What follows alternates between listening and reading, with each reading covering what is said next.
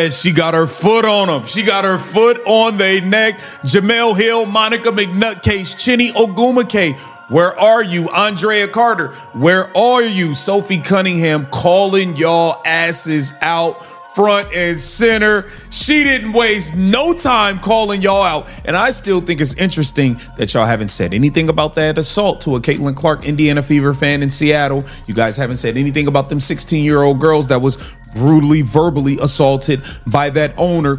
No one expected it. No one saw it coming. But one WNBA veteran just walked to the microphone and said what the biggest voices in sports media refused to say. In a matter of minutes, Sophie Cunningham turned the spotlight away from Caitlin Clark and directly onto the journalists who have shaped the league's biggest controversies. Now, ESPN personalities like Monica McNutt and Jamel Hill are facing questions they can no longer ignore. This wasn't just another interview. It was a public challenge that could change the entire conversation around the WNBA. I think that there's so much good going on in the WNBA. I think that basketball is being played at the highest level it's ever been. I think our team in specific, we are breaking history right now with the amount of points that we're scoring on back-to-back games. I think the Minnesota game, there's just so much distraction. I think the WNBA media, all we ever do is cover everything except basketball. Exactly. They wasn't covering Caitlin Clark 27-11, her 32-7, her 45-point double-double. You know, as Sophie Cunningham pointed out, the math is simple. While Monica McNutt and Jamel Hill have been busy debating race, popularity, and the intangible worthiness of Caitlin Clark, they have been completely ignoring the historical reality happening on the hardwood. Clark has been putting up numbers that shatter the WNBA record books. She has been a scoring machine, a passing savant, and the engine driving the Indiana Fever's resurgence. Yet, when you watch the ESPN segments or read the hot takes, you are met with radio silence about her actual gameplay. Cunningham's clip is the ultimate indictment. They wasn't covering Caitlin Clark 27-11, her 32-7, her 45-point double-double. That is a willful negligence of journalistic duty.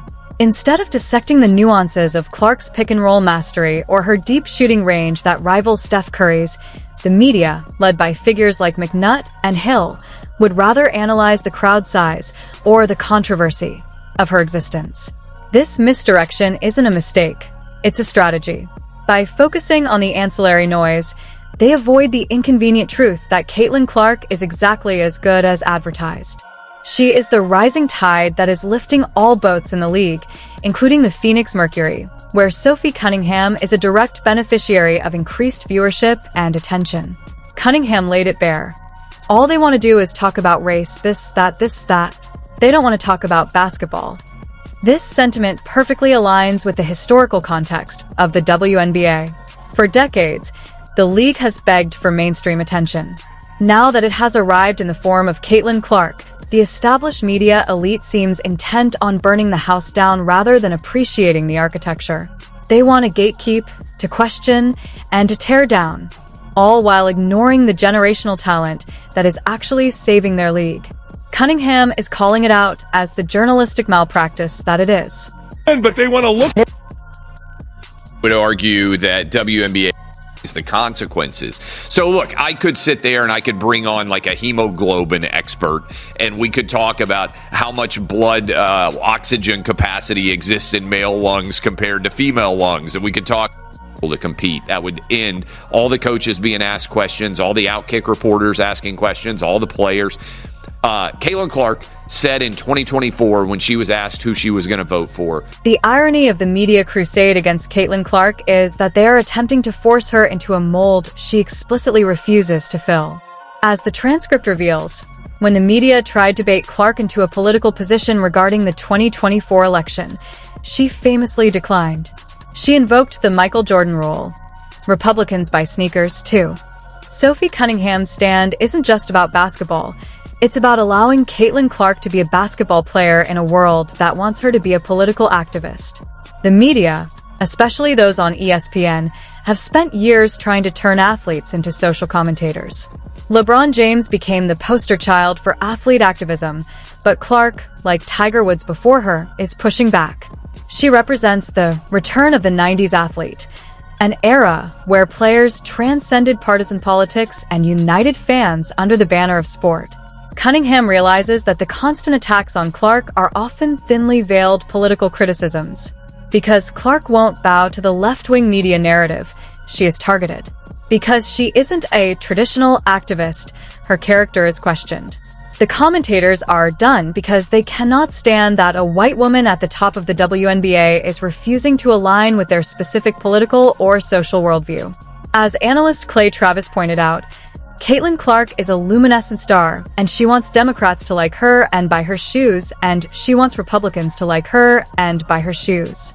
Cunningham is effectively telling Monica McNutt and Jemele Hill, "Your politics are not my concern, and they shouldn't be Caitlin Clark's concern either." The veteran Phoenix Mercury guard is protecting her teammate from a media that would rather use her as a pawn than celebrate her as a player. It is the WNBA league office who has shown themselves to be complete morons, or the Las Vegas team. There's no chance anybody responds to this. This isn't the first time you've done this, right? You did this a few years ago, I feel like. I did it for $1 million. I did it for $1 million, which I thought was a lot of money back then. But then Joe Biden inflation happened. So no, going to 10 million. And look, I mean, I would love it if somebody like Elon Musk would come in and say, "Hey, I'll make it 100 million." You know, Clay. Finally, we must address the existential threat Cunningham is fighting against. As the transcript expands into discussions about the WNBA's future, we see the stakes are higher than just an ESPN segment. The league is at a crossroads. With Caitlin Clark, it has a product that is commercially viable in a way it has never been. However, the media environment, represented by figures like Monica McNutt and Jemele Hill, is actively undermining that product. When the media focuses on nonsense, like Clay Travis's hypothetical $10 million challenge of a high school boys team versus the Las Vegas Aces, they disrespect the athleticism and skill of the league. Cunningham is fighting against a culture that treats the WNBA as a political debate stage rather than a sport. Sophie Cunningham is standing up against the woke waterfall that has dashed the credibility of sports media on the rocks. She is telling the league office, the media, and the fans that the side quests must stop. The obsession with tearing down Caitlin Clark for clicks has reached a fever pitch, and Cunningham is the one who is putting her foot down. She is calling out the hypocrisy of a media class that will ignore the abuse of fans in Seattle or the gambling controversies swirling around Angel Reese and Paige Buchers, but will hyper-focus on Clark's off-court demeanor. This is a franchise-altering moment. By speaking out, Cunningham is making a power play to reclaim the narrative from the toxic media. She is saying, the media's attempts to control the story, to define Clark's legacy before it's even written, is officially done. They can no longer hide behind the guise of journalism when they are so blatantly targeting the biggest star in the sport for simply being herself. Sophie Cunningham stood up and said what every real fan of basketball has been thinking. She proved that you don't need to be the biggest star to have the loudest voice.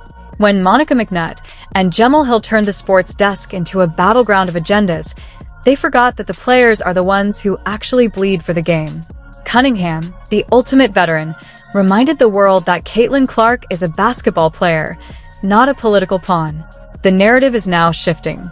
The media's attempt to target and villainize the new face of the league has been exposed, as the charade it always was. Cunningham has hit the reset button on this entire storyline. The media's control of the narrative is officially shattered, and in its place stands a player who had the courage to tell the truth. Comment below. Do you believe Sophie Cunningham's take will silence Monica McNutt and Jemele Hill, or will they just double down?